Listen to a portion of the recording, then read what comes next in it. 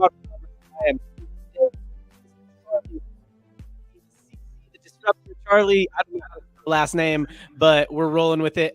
We are going to get into maybe some arguments, maybe some debates. Who knows? Going to get into some marketing talk right after a quick word from our sponsors.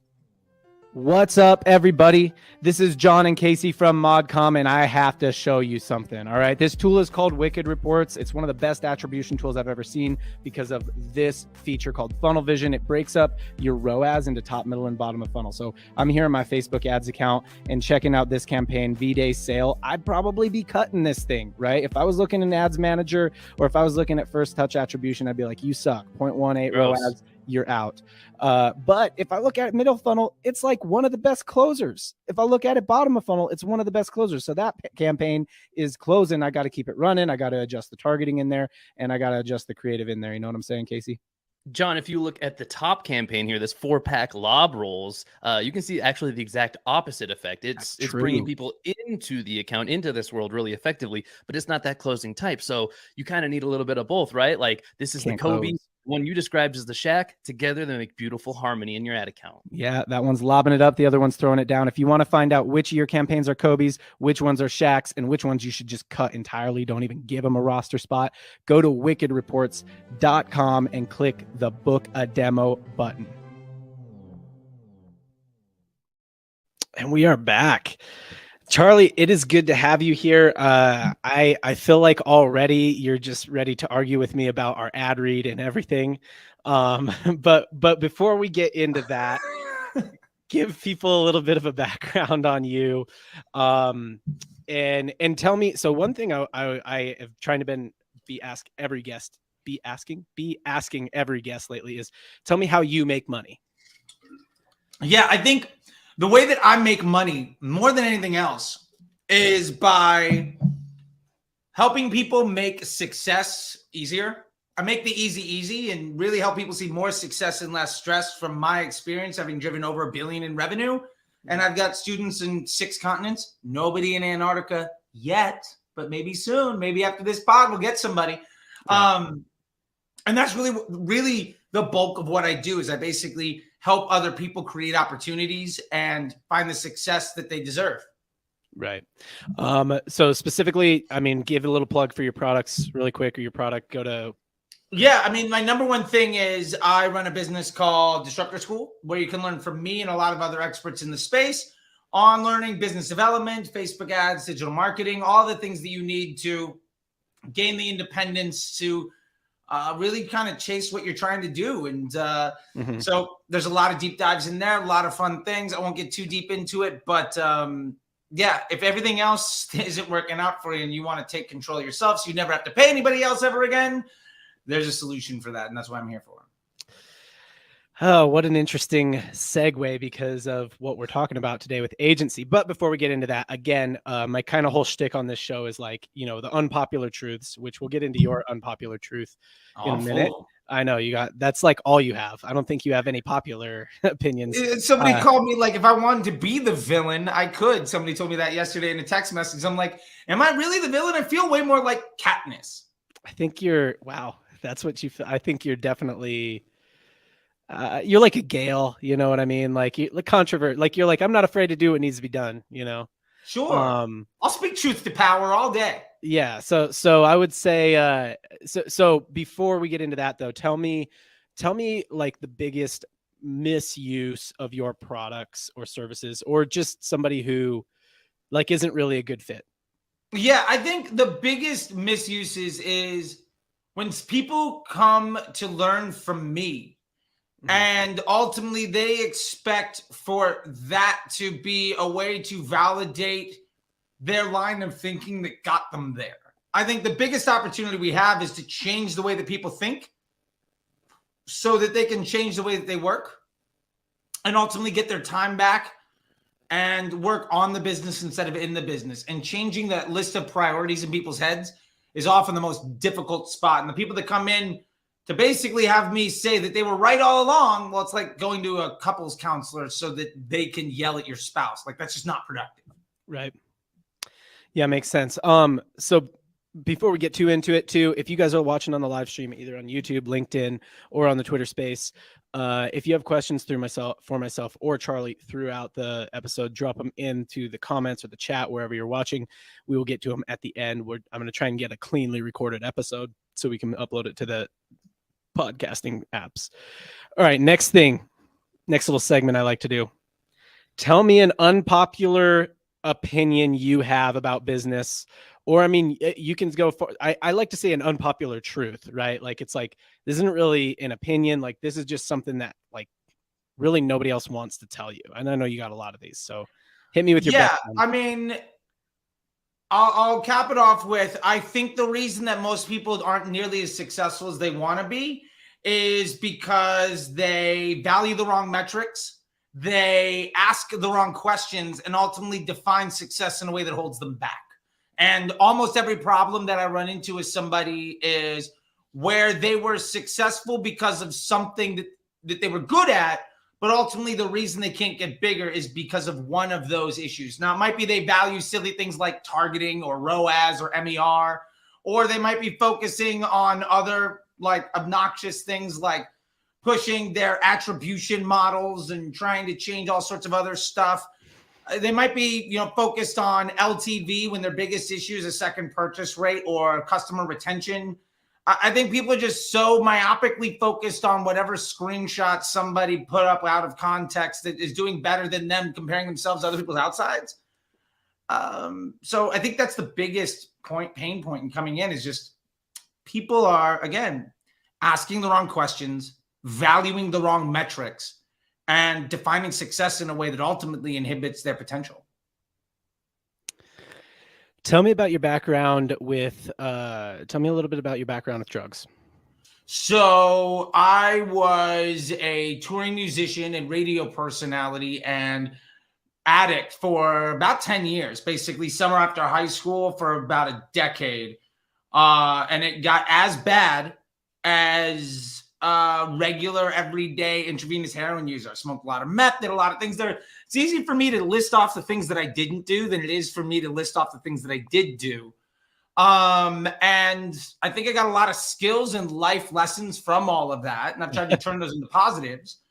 And I mean, hey, look, we're in digital marketing. Yeah. Convincing absolute strangers to give you their money is at the core of what we do. And if there's one thing that a good self-respecting junkie can handle, it's that. So I got a lot of life experience. And, but yeah, so I now have 11 years clean and sober from that stuff.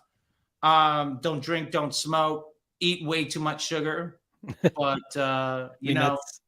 if that's the biggest vice, then I think that. Yeah, that's pretty much my vices these days. Food, because I can eat. How did you get into it? Acceptance from others. Mm-hmm. I wasn't cool. The cool people did things. I had a little bit more money than the other folks did because I was like working jobs and I was hustling even at like, in T-Ball, I was the #1 candy bar salesman. And so I got a free Huffy every year. And I like, no matter what it was, I always had the hustle, always had the grind, always had that like thing. You know what I mean? Mm-hmm.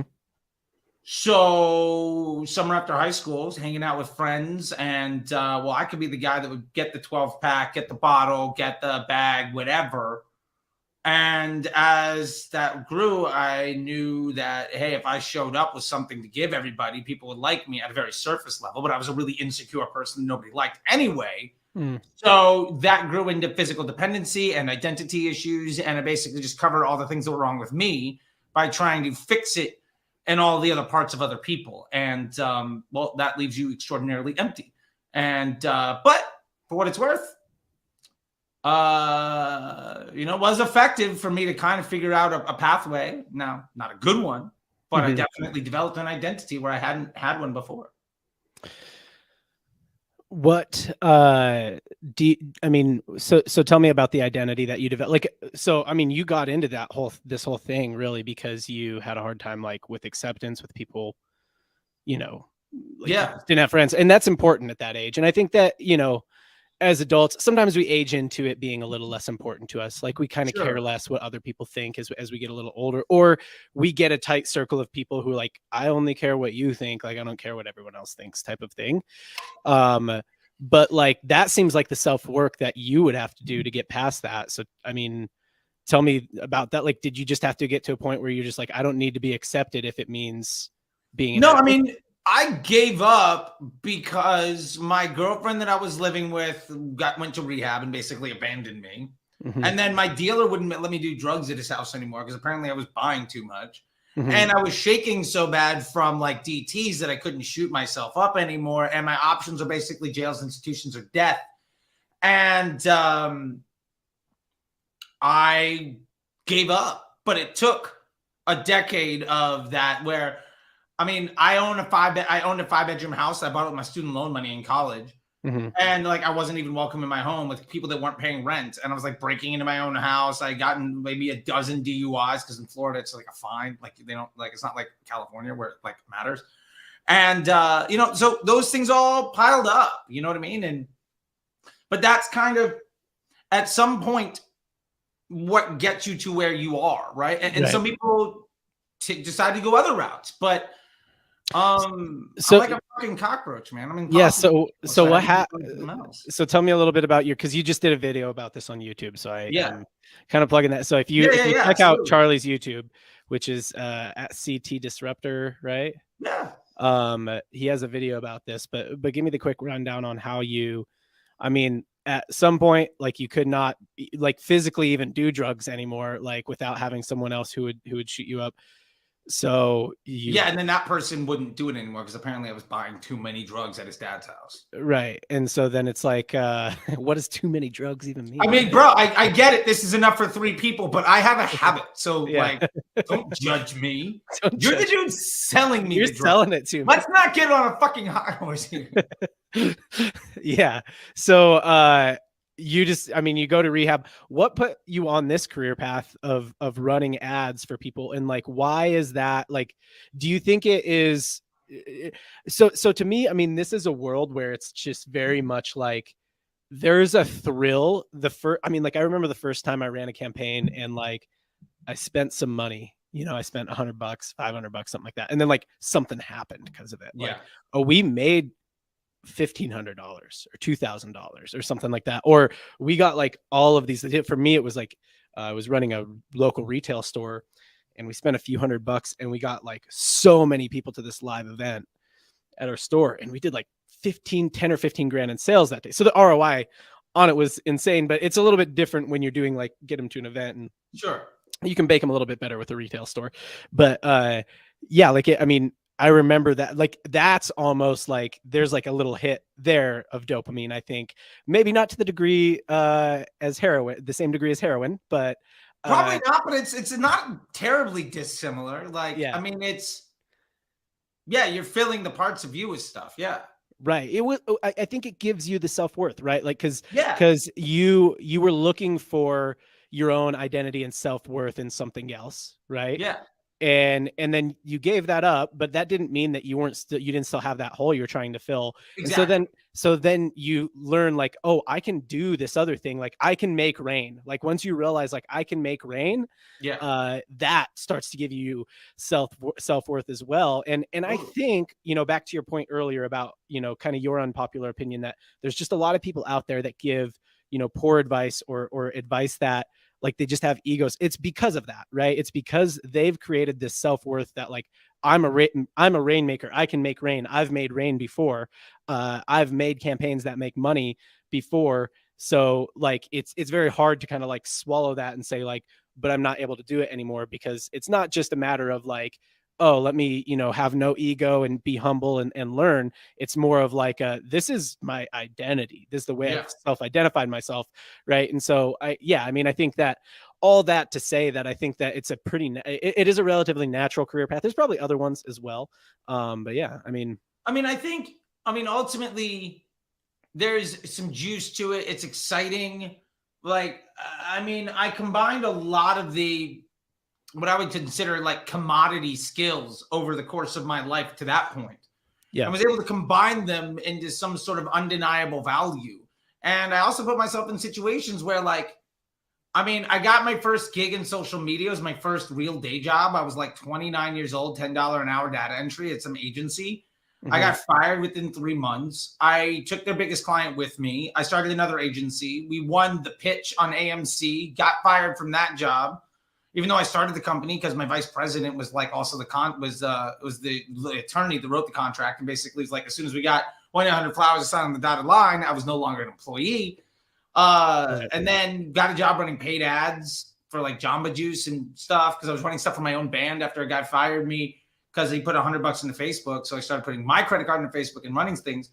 6 months later, I was filling up like Comic-Con speaking events for Jay and Silent Bob. 9 months later, I was running $1 million a day for like CBS and Nissan. And I got to the point where I could make a show win sweeps. I could sell out. I could book every day, morning till night at car dealerships to do test drives of a car that hadn't come out yet. I could make a video game the #1 title in the country. Like I had direct control. And when you're spending 7 figures a day, like you see the impact of that stuff pretty quickly. And I was also a really bad employee. Like I was constantly running case studies where they wouldn't allowed. And I was sharing it in a way that was frowned upon heavy in that establishment. And I got fired from agency and agency and agency. But as a result, I got to learn from the smartest people in the room from like a dozen different rooms. And that's kind of gave me a great perspective on why I was a bad employee at the agencies, why I was good on the brand side, and ultimately why a lot of the service providing roles that people take running ads for people was ultimately not simpatico with the end results of that business. Like, the first time I got fired from a major agency, I got written up and fired basically because I was saving the client $200,000 a day in media spend and over delivering on the ask, which sounds like a good thing, except when you understand that we had a commission of 20% on ad spend. So I effectively cost 3 or 4 times my annual salary in a week. Yeah, right. Yes. So and that's what I want to get into. I want to get into agencies and something I tweeted a little while back. That got me some heat. I felt like you for a day. It got me some heat. It was good. It was good. Good to feel like Charlie for a day. That's about all of it I can handle. Don't take more than that. Not suggested too many. Yeah. So and it got some heat before and essentially what I said was what was the exact words I said? I think I said something along the lines of you and your agency's incentives will never be fully aligned. At best, it can work for a little while. Now, I want to get into that because you actually disagreed with me, which I was like, okay, I expected a lot of people. Yeah, no, I loved it because I thought like you were expecting me to come in like with a like fully backing you up, and yeah, you're like. Yeah, I think you were like, hey, good job bringing some smoke. Yeah, you're like, good job bringing some smoke, but I don't agree. So I do want to get into that. But first, I want to close this out, and I want to say, you kind of had this thing where your self-identity was, being the kid who could bring the bag, right? Yeah. And that's how you got into drugs. And you got out of that and you got into this self-identity of like, I'm the guy who can make rain. I can make your video game #1. I can sell out I can sell out concert tickets. I can sell out an event. What's your self-identity now? I think my self-identity now, if what I hope it is the guy that after a long time of being in this industry is maybe one of the first people that is actually honest with others. With a path that simplifies work so they can be more successful. I mean, honestly, my biggest hope is I went from having to worry about my money being food, drugs, or like gas in my car to I'm going to buy a place in Chelsea in 2 months. I already bought a house in LA. Like, I'm providing opportunity in a way where literally anybody else can do it. But I see so many people suffer at the hands of these agencies and these bad that if I can be the person that comes in and takes that person from a place of stress and uncertainty to success and providing opportunity, that lets me put my head down on the pillow at the end of the day in a great place. So if I can ultimately be a conduit to provide more opportunity and joy and like confidence and success for people, then I'm giving back with my like living amends in a way where every single day I'm making the world a little bit a better place. Yeah. By teaching people from the literally hundreds of millions of dollars of mistakes that I've made. And somebody should do that. So tell me why you disagree with me that the agency model will never fully be aligned with the client's revenue model, or my statement was your agency will never be fully aligned with you. At best, it will work for a short period of time. Tell me why you disagree with that statement. I think it goes down to the contracts. I think the average agency contract looks like one of three things. First, it's commission on ad spend with a retainer, which objectively means my job as an agency has nothing to do with your success as a company. It's how much credit for everybody else's work can I take so that you look good to your boss, so that I can get a bigger check, so that I can make a bigger commission for my boss. My job is to make the person that hired me look good to the person that writes the check. Nothing to do with success of the business. And to be fair, that also leans into part number two, which is if it is working, but not growing fast enough, it's now not a good investment for the agency to give you the best quality help, because we have you. Now I've got 5 other clients that want to come in. If I bring in 5 more clients, my billings as an agency is going to go up. But if I give them the low rent talent, we're not going to do as well. So as soon as I get you into that second contract, okay, we did the 90-day, great, we're going to sign up for 6 months. Here's your new account manager. Because it's not cost effective for me to put my best work on somebody else where I'm not going to make more money. Mm-hmm. So as an investment banker, I don't want to put my assets in retaining a relationship where I'm not going to see more increasing value. So you have that issue. And then I think the third side of it is most agencies are not sophisticated enough in their understanding of financials to legitimately point to their incremental impact on the business. And so they focus on performance incentives. But a performance incentive has nothing to do with success of the company. It has everything to do with what can I do to look good? And if the company grows, great. But like you're talking about, I can make rain. I would say, I know, I'll try to be nicer, because Nick was texting me. He's like, bro, you can't talk like this and then get on, like, do things. So like the Anil Shackelford inside my head, just trying to be a little bit, oh, look at who just popped in. Nick, as I said, Shackelford, we were just talking about him. Quite literally, it was just like, Nick, you can't be talking like this. So let me try to phrase it another way. Nick, it's funny. I literally just edited myself based on our messages. And then you pop in like, man, ears are burning. I love it. I will say this. I think there are a lot of people, to use the analogy you used earlier, John, about people that can make it rain. I think there's a lot of folks that were dancing so long that ultimately what they did well was be around when it rained. And there's a lot of folks that ultimately their claim to fame as a quote unquote rainmaker is their ability to sign the client that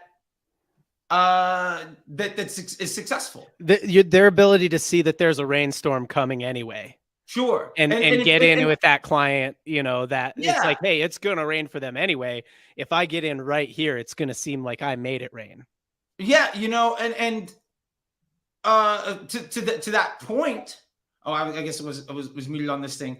No, we're on. Okay. You've been muted. Oh, You've been muted this whole time. Yeah. Oh, my bad. Oh, well. Anyway. I just realized actually, but you're good. Okay. Well, there we go. My bad. I don't know what's going on with that. Anyway, point being, interesting. So what was Nick listening to the last 5 minutes? Who knows? Yeah. Sure. Love you, Nick. My point here is that I think I've been in a situation where I've been attached to brands that were successful, whether or not I was there. And I think there are a lot of brands that don't need paid social to be successful, but they need somebody to handle the paid social. To be fair, as a paid social guy, I've hired email marketers. Like one of our friends is one of the people that I've hired for Underoutfit. Yeah. And do I know if that person is the best in the world? No. Do I have confidence they're going to do the job as they describe? Yeah. And I just need an executor. And sometimes that's okay. Right. So that's essentially where you disagree with my statement that your client incentives and agency incentives will never be fully aligned. That's why you disagree, because in some cases, the agency literally is just there to be an executor, and it's like, we're paying you X for Y deliverable or service, and and so like it's a good relationship. And my point is, yeah, that's a good relationship. That works for a time. That's exactly what I meant. Don't hear what I'm not saying. I'm not saying don't use agencies. I'm not saying agencies can't be helpful or useful, or in some cases, in many cases, a better option than trying to do something yourself that you don't know how to do. What I'm saying is that the agency incentivization model is not aligned with the client incentivization model. So even if you're hiring an email agency, they're not incentivized, if you own the brand, the same way you are. They're not incentivized to grow the brand or to grow the contribution margin or to grow. They're incentivized to execute what you've paid them to execute as efficiently as possible. By as efficiently as possible, I mean with as little human resource dedicated as possible to give you to do the job that, the way that they've said that they're going to do it. So that's my point, is that I mean, I agree with that, but I also think there's another way of running your contracts, and ways that I've done it when I was building agencies. Like I built several 7-figure agencies over the years. Yeah, specifically as a paid media agency. Specifically as a paid media agency, where actually what I did was I constructed my contracts differently. Okay. And I did a great interview with this woman, Cynthia Sandoval, at the Whaleys. And here's the contract construction: is I'm taking a flat fee. Mm-hmm. I'm not taking a commission on ad spend. I have no performance incentive, but my flat fee is going up on a consistent cadence. Let's say, for instance, I'm charging you, for the purpose of this conversation, $2,000. And every 3 months, I'm going to raise that rate by $500. Mm-hmm. My job in that scenario is to have you be like, oh, it's only $500. That's great. Mm-hmm. Because I can prove my value. Now, we could also say this is 10 grand. I'm going to raise it by $1,000 a month. Like, I mean, it's relative. I'm just throwing a number out there. It doesn't really matter, because not everybody listening can get the $50,000 a month, $10,000 a month, even $5,000 a month contracts. Like, so let's just say it's relative. But my job is to basically make it so that when that bill goes up, you're stoked. Because really, my job as a paid media person has nothing to do with spend your X money at X ROAS. Like, that is nothing to do with success. Mm-hmm. My job is to turn especially in paid social, is make the amplification of your business model something that you don't need to worry about, so that your business grows, so that when my billings go up, you don't think twice about it. And I've done that over and over again, where from the agency side, you massively scale revenue without scaling workload. And from the client side, those costs are known. And there's no bill at the end of the month, and there's no conflict around like ad spend. And I don't care about attribution or credit or anything. Like, what's my ROAS? I don't care. Did us working together net positive for your business? Are you making more money now than when we started? Am I the reason that there's a struggle in your business? If not, I'm going to go along with you. Okay. And I'm taking that to easily 5 or 10x billings over several years for agencies. So and then how much effort then are you putting into that? Like, if it's like, hey, our initial rate is $2,000 for per month, or $3,000 per month. Let's say $3,000 per month for 3 months, and then it's going to go up by $500 per month. Until it hits, I don't know if you put caps on this or if it's just forever. It's basically forever, right? Because so it could go up to 50 grand, right? It could go up not to a problem. Here's why. 60 grand. But hold on, listen, before you get into it, like it could go up to 50 or 60 grand. How much are you putting, how much like resource are you putting into it on a month-to-month basis, 18 months in, 24 months in? I mean, if you're doing your job, less and less resources each week. So then, your job right. So then something that should take an hour or two a week max. So then me as a brand owner, like if I start to get to where I'm paying you $20,000, $25,000 a month, and it's taking less and less resource from you every week, and it's pretty clear like what the resource is, it's like, oh, you're putting new creatives into there, and you're telling me how you're breaking down what creatives you're putting into there. Wouldn't the right thing for me to do, like the smart business decision, to be like, I should hire that in-house instead of paying, $500,000 a year at some point to someone else to do it. And I could hire a pretty high level person in-house to do it. Maybe even a person who's been trained by this person. Yeah. And I'm not saying that's necessarily the wrong thing to do, but it goes to the point of your job when you're hired as a paid media person. Say it's paid social. For the purpose of this conversation, running Facebook ads as an agency, for this example. My job isn't to spend X money at X ROAS. My job is to help the business grow. So like, if the question is, well, right now we're spending $2,000 a day. Why isn't it $3,000? Mm-hmm. What's wrong in the business? I'm actually I'm installing myself effectively as CMO day one if you're bringing me on to run your ads, because it is in my best interest to figure out why the ad spend isn't more. Like when I used to run bigger agencies, the first page of the report wasn't this is how much we spent in the return. It was like, say it's $1 million. This is what we could have done with 5. Second page, this is what we could have done with 2. Third page, this is what we did with $1 million. How much more money do you not want to make next year or next month or next quarter, next term? So, and they say, well, we can't spend that much because of X, Y, and Z. Okay, well, let's go fix that. Like, just because your execution in the platform is only a couple hours, it doesn't mean that your responsibility in trying to figure out how to grow the business doesn't actually require more time. It's that in the platform execution is 3% of the job. And to that point, my investment in the business and the clients executionally in pushing buttons. And to be fair, I didn't ask you how much resource you're putting into running the platform. I asked you how much resource are you putting in? Okay, fair enough. So I might have misunderstood that. So yeah, to that point, I'm hopefully putting in less over time. Like if I'm doing my job right, but there are also going to be times where we have to work harder.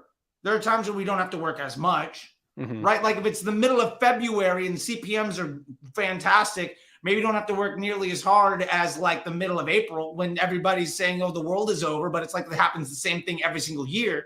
Like there are things to this. And to be fair, if you're good at your job as a manager, your employees and the systems you build should operate better and better, even without you. And to be fair, if it graduates to where you don't need me, that's great. That's success. And if I end up losing a client because ultimately they don't need me after we've gone from 10,000 to 50, the work that I've done there has easily brought me in other opportunities. And so Shaq's on the Twitter space right now. We've talked about this before where we have had clients for multiple years, and it was like, and we can in a very real way, not say like, oh, we weren't just there when it rained. Like it rained because of us, right? Like this business had these pivotal moments because of like, whether it was in ad account or whether it was just our input or whether it was like, we should rework our offer, we should rework our product mix, whatever. Right. Yeah. Our input led to some step growth in the business. This has happened. And then sometimes the client gets to a point where they move on. Like it honestly, because of how much they're paying us now, it makes sense for them to hire that in-house. It's like, if I'm going to pay, you, Charlie, whoever, my agency, $500,000 a year.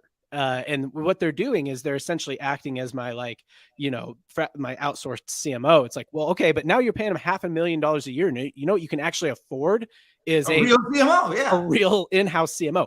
And that is all I'm saying. Okay. So again, I'm not saying don't use agencies. I'm not saying the relationship can't work for a time. It totally can. And like I grew an agency, I built an agency, I sold it. And then I ran Performance for Structured. And like, I love the agency world. All I'm saying is that by definition makes it so that the agency is not aligned from an incentive standpoint, because as people, when that would happen, we would feel like, hey, you know, like it's a little bittersweet, right? Because it's like, okay, well, they're not going to be with us anymore. But like, I almost feel like they graduated, right? So like, there's that sweet side to it too. But like, I mean, if you're just looking at your agency business on a spreadsheet, it's all bitter. It's not like you know, you lost a whole lot off of your top line, you know, and probably some off of your bottom line as well. So I'm not saying that that's a bad thing. I'm totally saying like the best agencies, the most moral agencies do it like that, right? And they acknowledge that at some point you're going to move on, right? Yeah.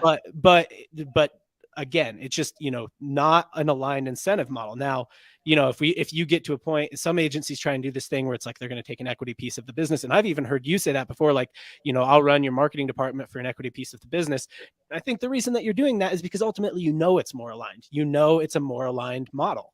Sure. So, I mean, that's it. That's all I'm saying. I'm not saying that agencies are bad. Yeah. And I'm not saying agencies are bad either. And I feel like I do come off aggressively with be fair, those are the words that I'm using and the people that are seeing it. So I get it. Yeah. And I'm trying to get better at that as a person. I get it. Yeah.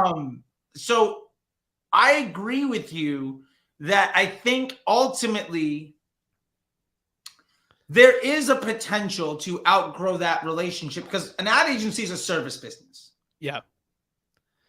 But some service businesses, like the relationship can change, but I would push back and say, like, if your job, if you look at it as, you said, oh, I'm losing top line.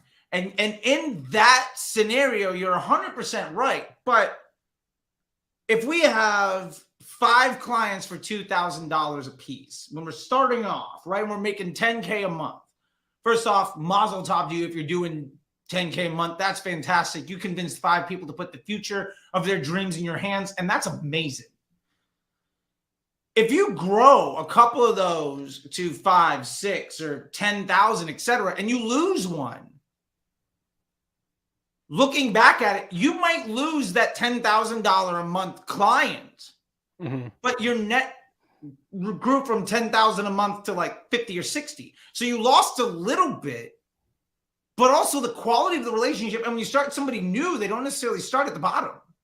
So, I mean, there's all of that. There's all of that. Yeah. I'm just saying from the client perspective, it's like, you know, at some point in your future, it's probably going to make a lot of sense to not be working with your current agency anymore.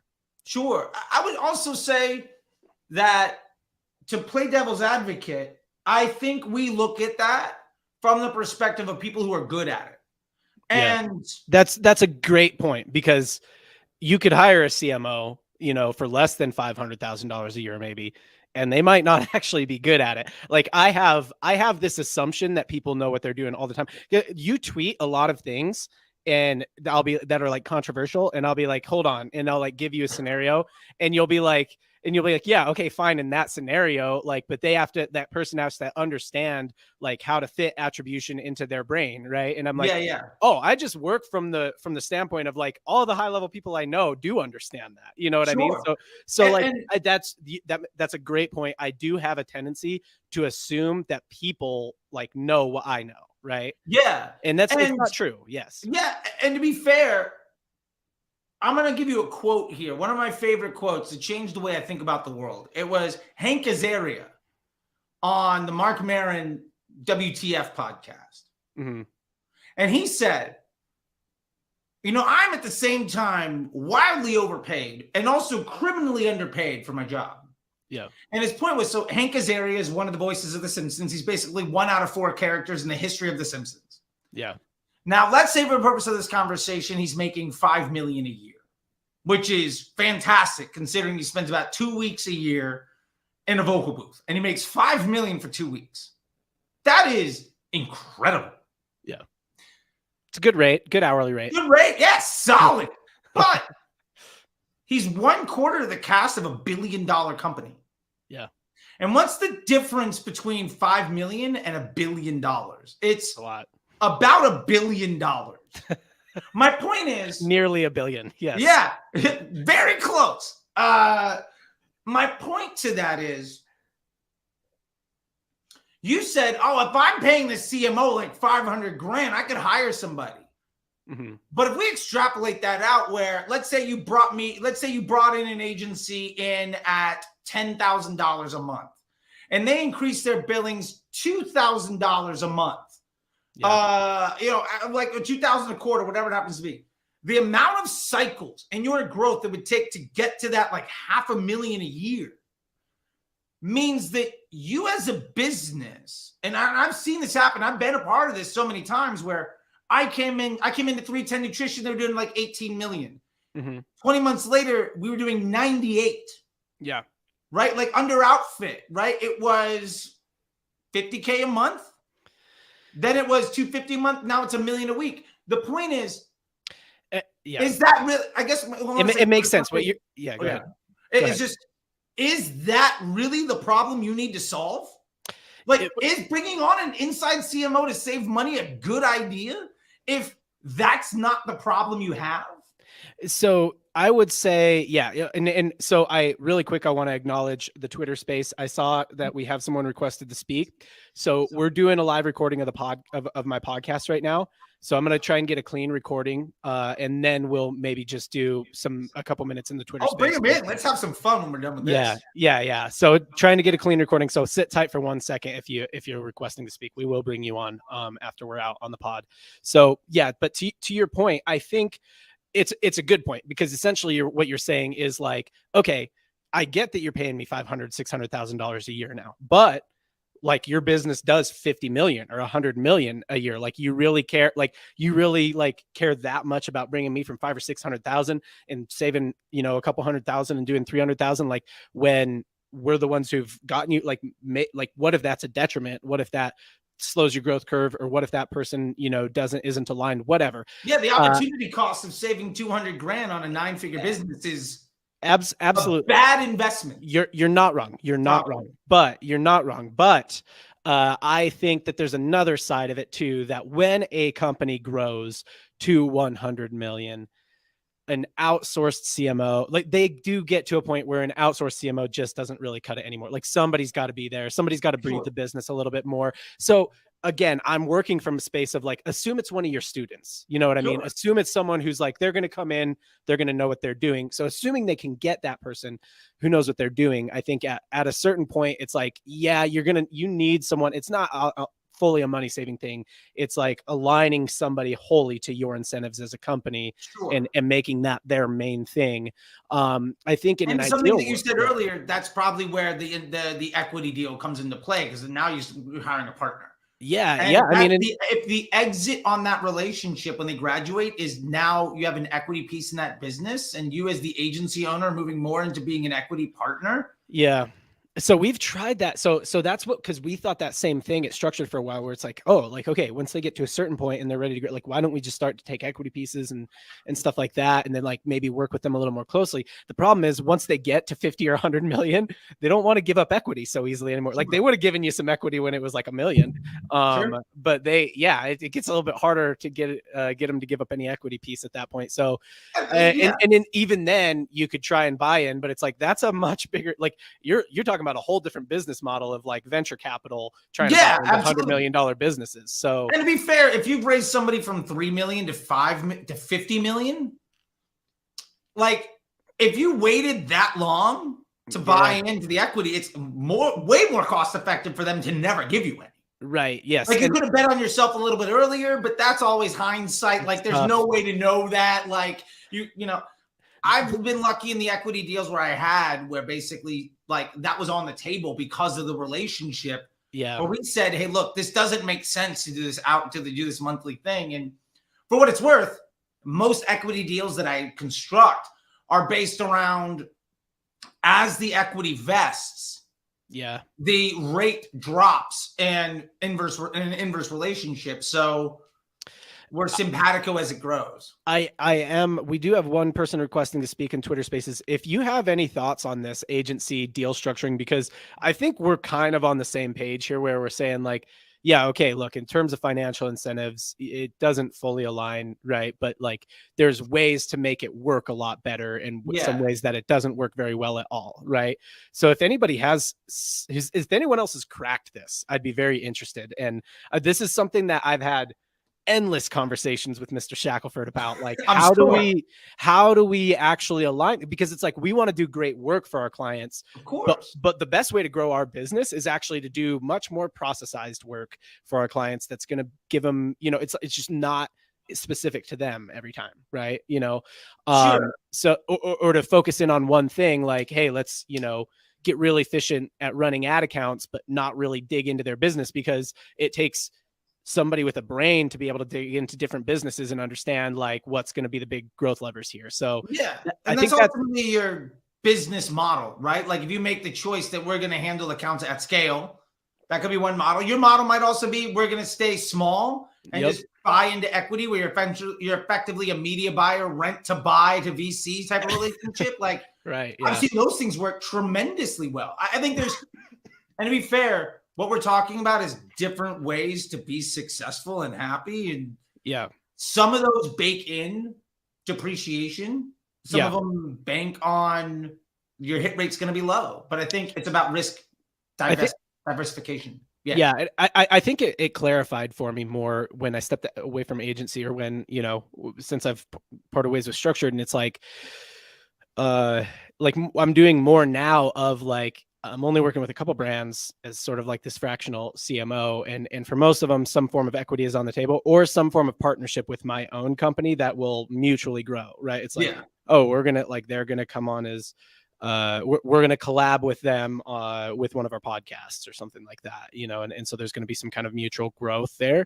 And I think that's where it really like, okay, but the way that it's like very tight, and it's like the best way I've seen to grow an agency, if you want to grow an agency, is to go get more clients. And if you're not doing that, you are to some degree sacrificing your own business and your own like kind of growth and for something else. Whether that's your perceived like the quality of service you provide, which it's a noble thing, and it might make you happier to do better work for fewer clients.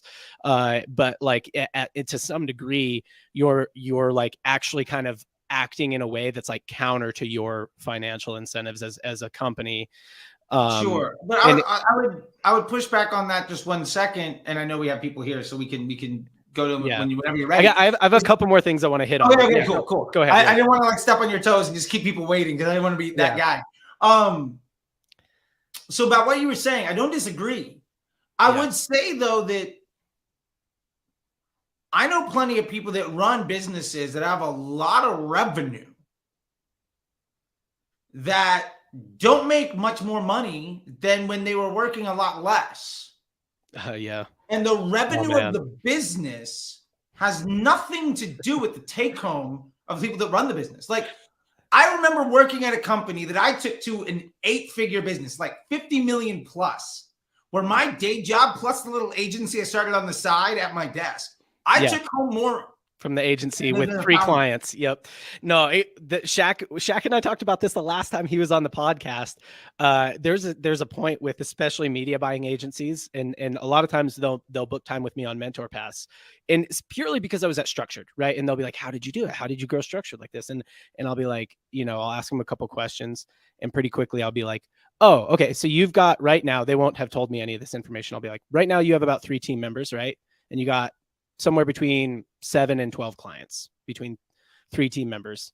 And they're like, yeah. How do I scale it? And I'm like, you're making more personal income now than you will like 4 or 5 times this size. And you're having more fun and you're doing better work. So step number 1, ask yourself if you want to scale it. And I think somebody in the chat just said, is moving up market not possible? I think it's a whole other well, right? Like it's based on an unproven premise that we can go get a completely different kind of client than we haven't gotten in the past. We don't even know where they hang out or how to talk to them yet, if this is the kind of client that we've gotten, right? Especially if you already have 50, 60 mouths to feed in your agency.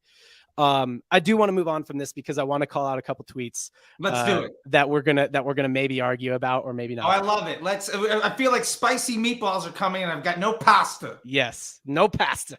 Okay. Tweet number 1.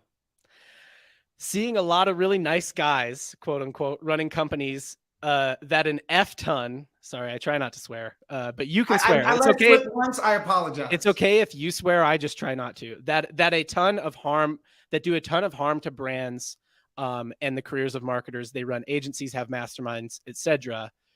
So curious, would you rather spend your time engaging with a nice guy with bad advice, an honest guy with great advice, an alpha male with bad advice, or dog shit advice?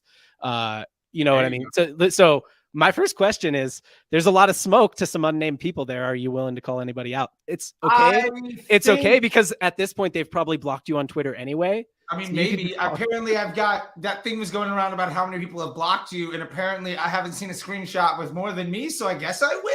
I don't know. No, I think I'll be honest. I feel like Twitter is its own universe, and there's the YouTube and TikTok and Instagram. But I think in person, these types of folks are the people in the business know who they are, and I don't feel like I don't want to go out there and hurt somebody in that way. I think if you had asked me 2 years ago, a year ago, I would have just rambled off a list of names and thrown savage fire. But like, I'm trying to be a better person. Because ultimately I've also realized that like the more polarizing I can, there's a path of growth of polarization. Yeah. But in my ultimate goal of providing help and helping people see more success and creating more opportunity, if I put myself in a position where people aren't able to hear what I'm saying, then no matter how good my intentions are, I'm ultimately never going to get there. So what I will say is this. The people in the business know. Well, let me ask you, do you think they do? Because I think sometimes people drink their own Kool-Aid. Oh, sure. I think they don't realize maybe that the advice they're giving is like overgeneralized. I legitimately don't think that the biggest offenders of this are aware of it. I know. I think they just think that that's how it's done. And they might think that's how it's done. They might think that what they're doing is good. And from their perspective, they're trying to be helpful, and that's great. I appreciate and that's why you don't want to give them the smoke.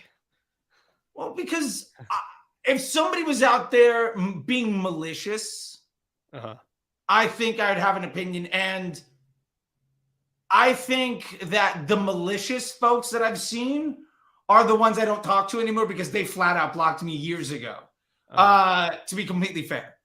And also, like, I don't think there's very many straight malicious folks in the business that are ultimately successful, because if you're at your core malicious in nature, you're never going to grow nearly the place of at your core being helpful. Whether or not your help is good or bad is a subjective view, but if you're a dick, you're not going to grow nearly as much as if you help people. Interesting take from you. I promise.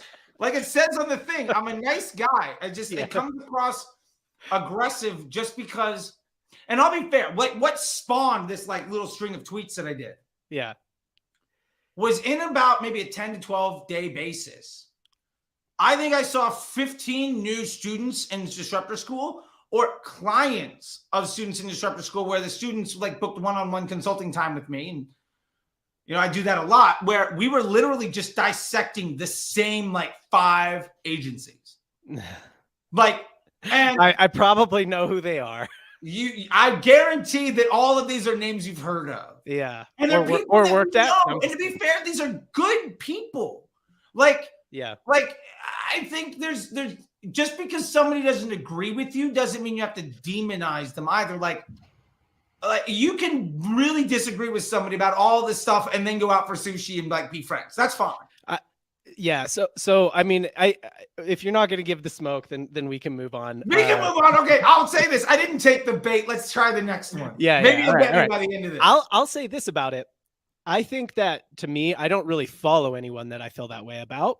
The only person I would follow who I would say like, oh, I take issue with a lot of the things they say on Twitter is you. So fair enough. I'll take it. I'm honored that of all that I hold that singular place, because I think that also means that you have I have a certain little place in your heart. And thank you for that. Yeah, that you have a certain like way to make me just like distract my whole day to think of arguments to what you're saying. I love it. Here's one more tweet I want to hit on from you. Okay. Because here's one. I hard disagree here. And then right after this, we'll get into letting people who have requested to speak on Twitter Spaces speak. So then we can talk about all this stuff, you know, as a group. We'll wrap up the pod and we can talk about all this stuff as a group. Fantastic. Here's the tweet. Let's go. And this is, I think you have a tendency to speak in absolutes when it's not an absolute. So here's the tweet. Okay. 3 numbers that make your business worse. Yeah. When they go up. Yep. ROAS, click-through rate, number of creative tests. Yeah. I've been asked about before I rip it, explain yourself. Yeah, I will stand by that because I can't really think of a situation where those don't hold true. So holy crap. You can't think of a single situation where the ROAS goes up and the business doesn't get worse? Oh, yeah. 100%. Like I've seen that so much. Come on. Okay. All right. I will say this. If you are a business that is not trying to grow, but is only trying to maximize efficiency and you have a singular marketing channel, in that case, which I can think of theoretically, but can't think of a single example of, then yes, that's a good thing. I would even say like the reason your ROAS goes up is really like one of 3 things. Number one, you're taking way less incremental revenue from your paid media. So you basically just have more maybe retargeting ads that are sharing credit for a sale with email campaigns and Google. So your ROAS goes up. You're making so many assumptions about the reasons the ROAS is going. Sure. I mean, I'm just giving one example. Yeah. Okay. Like maybe your ROAS is going up. I would say that's also maybe not good for your business in other places, because if you legitimately are making more money for your paid media efforts, and that is ultimately growing your business, and that is solid, and your objective is also growth, what you're telling me is I am proud of myself for collating untapped potential in a way where I'm missing the opportunity to take advantage of it. So that's a huge risk. Yeah, so I can think of many situations where the ROAS has gone up and the business has been better because of it. Specifically, you know, like brands where a lot of the value is tied up in the first purchase, right? So just inherently, a lot of the value is tied up in the first purchase. Sure. Microphone that I use, right? Sure. Or like probably not going to buy another microphone from them.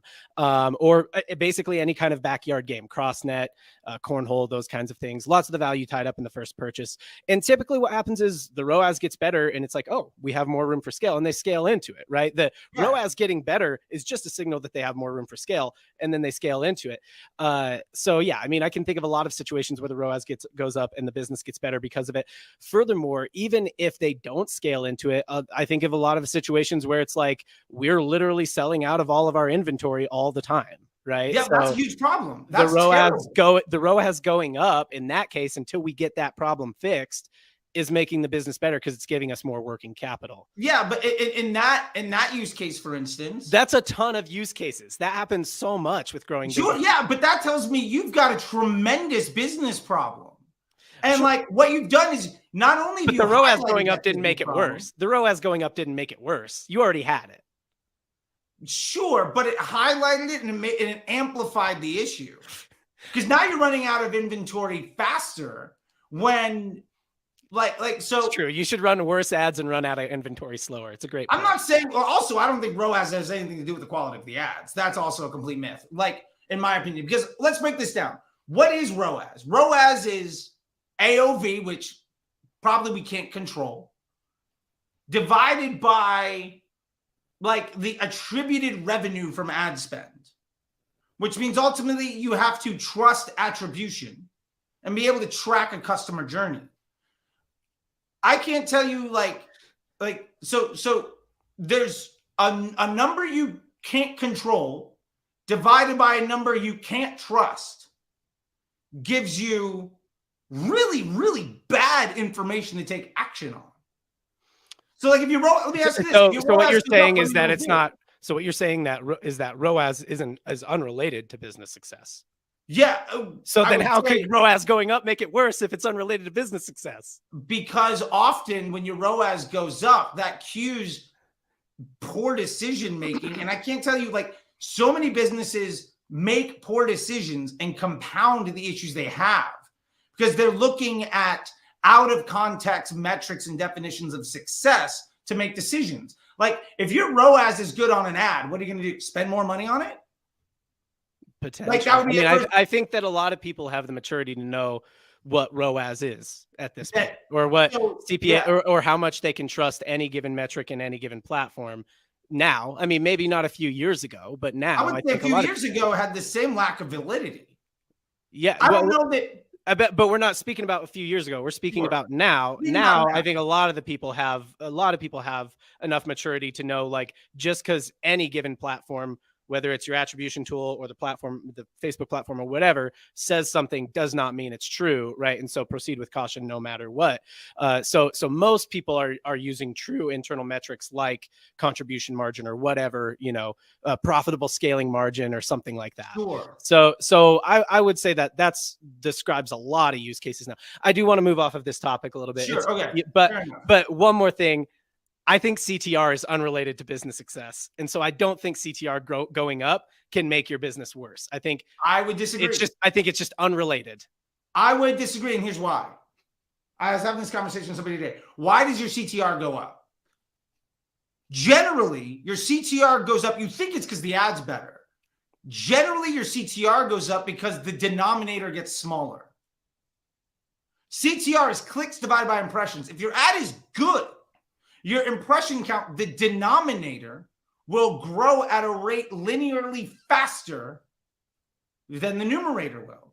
So a good ad that's good for your business will inherently have, depending on the business objective of that ad.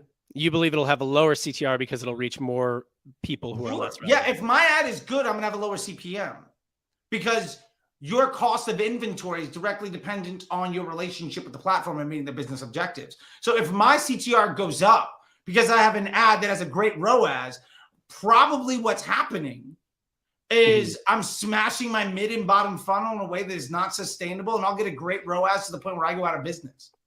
So yes.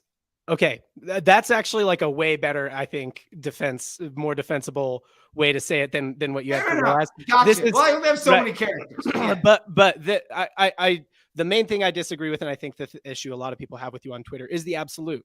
Like, in every circumstance, when the CTR goes up, the business gets worse, right? There's no way that that's absolutely true 100% of the time.